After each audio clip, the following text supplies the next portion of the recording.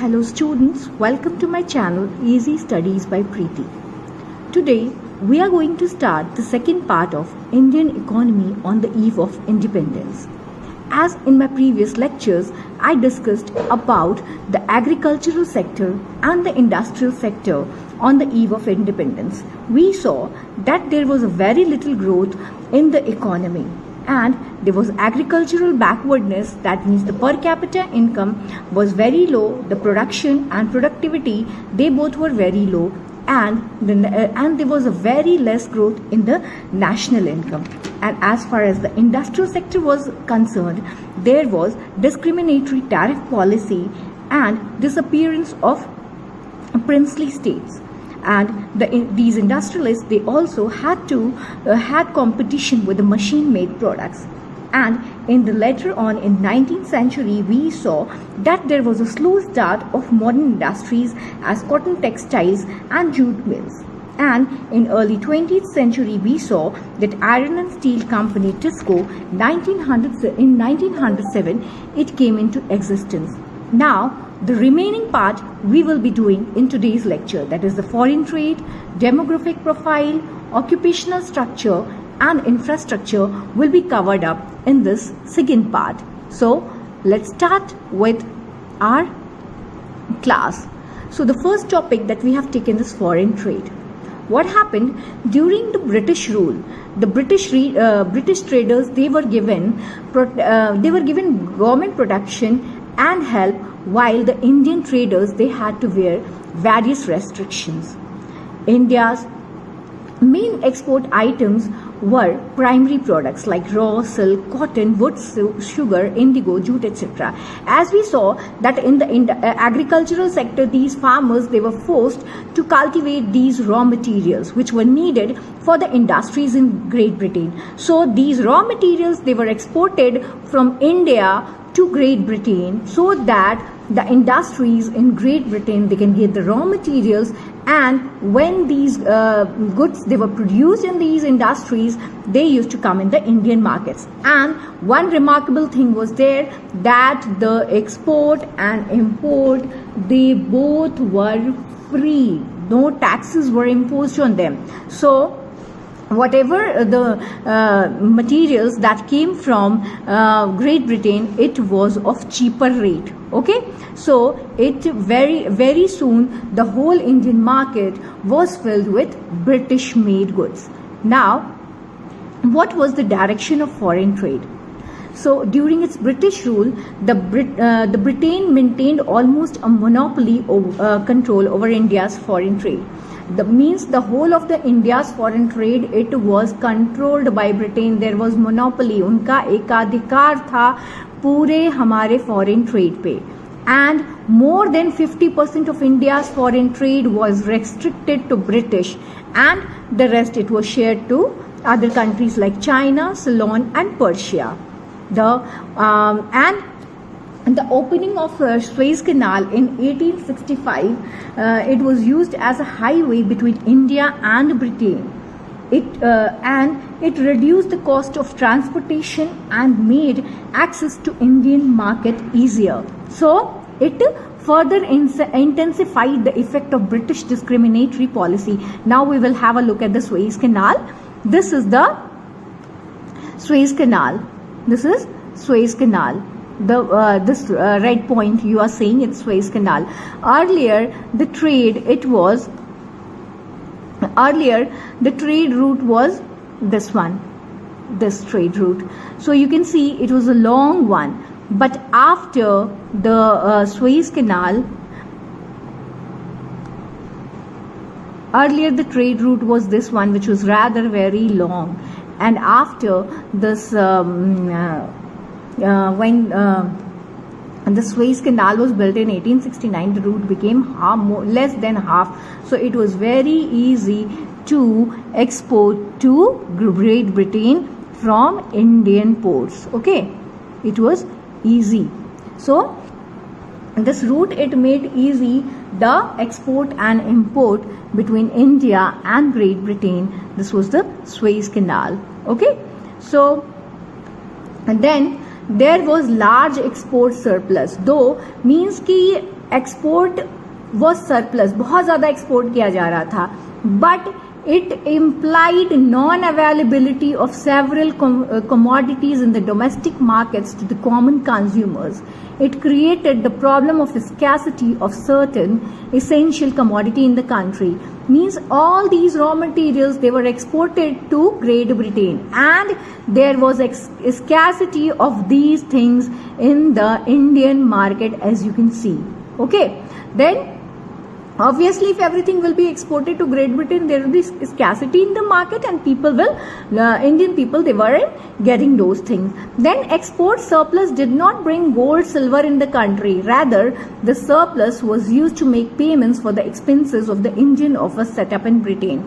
And this export, though the export was surplus, so if export was surplus, then it was quite obvious that much of the country should also get much of the earning, but it was not so. The whatever was earned from that export, it was used to make payments for the expenses of the Indian office set up in Britain, and Great Britain was also involved in several wars. These money, it was also, this income, it was also used in those wars. Now we will be discussing about the demographic profile.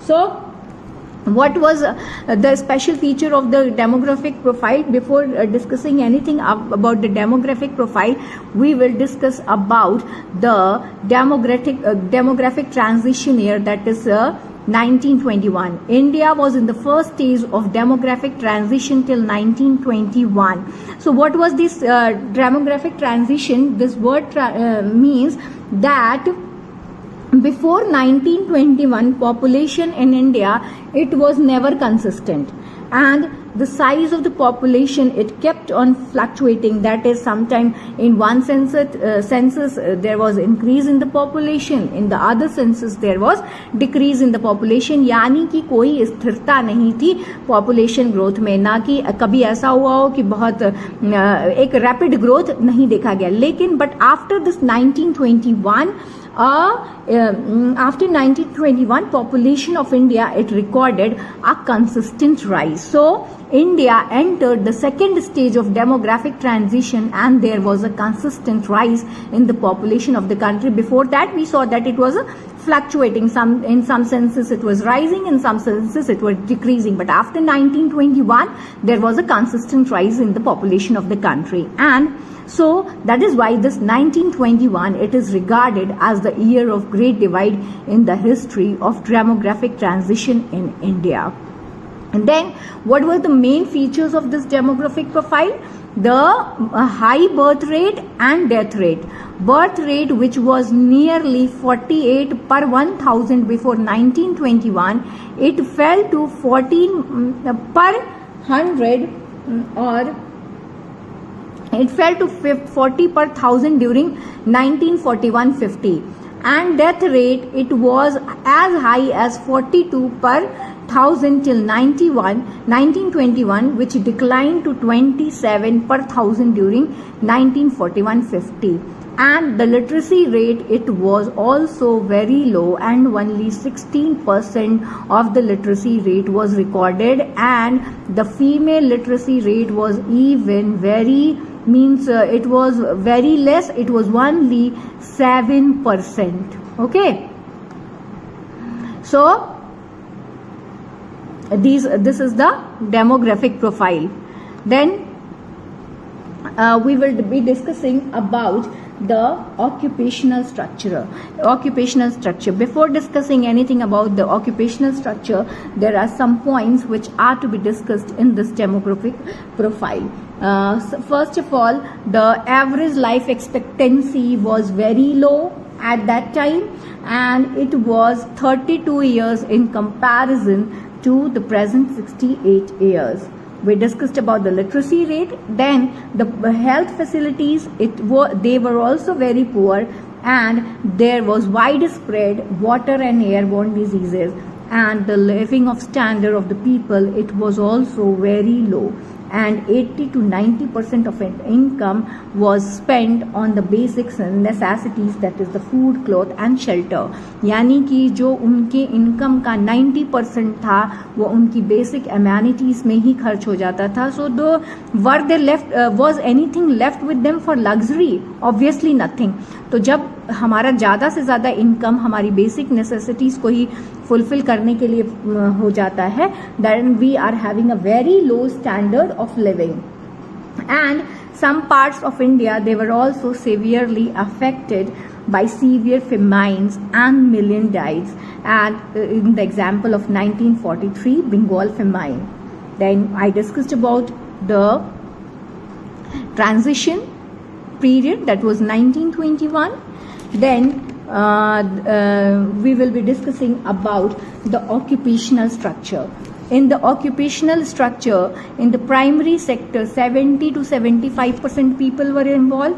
In the secondary sector, 10% people were involved, and 15 to 20% people were involved in the tertiary sector. That means there was very unbalanced growth. If we consider these points, when we compare this primary sector at that time to other developed countries like Japan, in Japan, whatever we are having 70 to 75%, in Japan at that time 12% people were involved in the primary sector. In England 2%, in Germany 4%. That means in developed countries these the role of primary less people are involved in these primary activities. Okay, so and as far as the secondary sector is concerned, in India 10% people were involved, and when we consider USA, England and Japan at that time, it was respectively 32%, 42% and